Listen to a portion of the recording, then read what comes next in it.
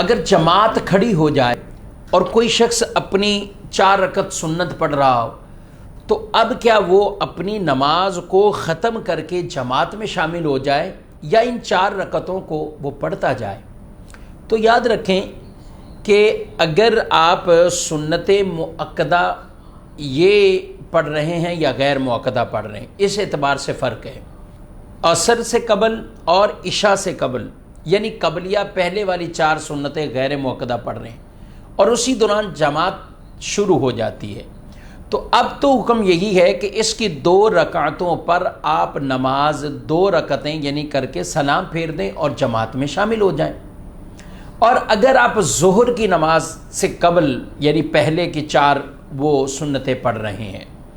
یا اسی طریقے سے آپ جمعۃ المبارک کے دن سنتیں پڑھ رہے ہیں، خطبہ شروع ہو جاتا ہے یا نماز شروع ہوتی، تو اب بھی حکم یہی ہے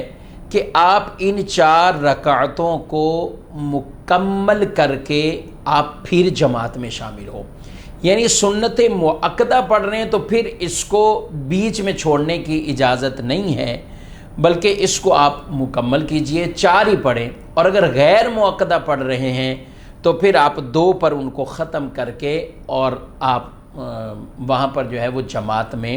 شامل ہو سکتے ہیں۔ تو اس اعتبار سے یہ فرق ہے، مؤکدہ پڑھ رہے تھے سنتیں یا سنتیں غیر مؤکدہ آپ پڑھ رہے تھے۔ تو بہرحال مؤکدہ ہیں تو ان کو پوری 4 ہی کی جائیں، 2 پر سلام نہ پھیرا جائے، اور غیر مؤکدہ ہیں تو پھر آپ 2 پر سلام پھیر کر جماعت کے اندر شامل ہو جائیں۔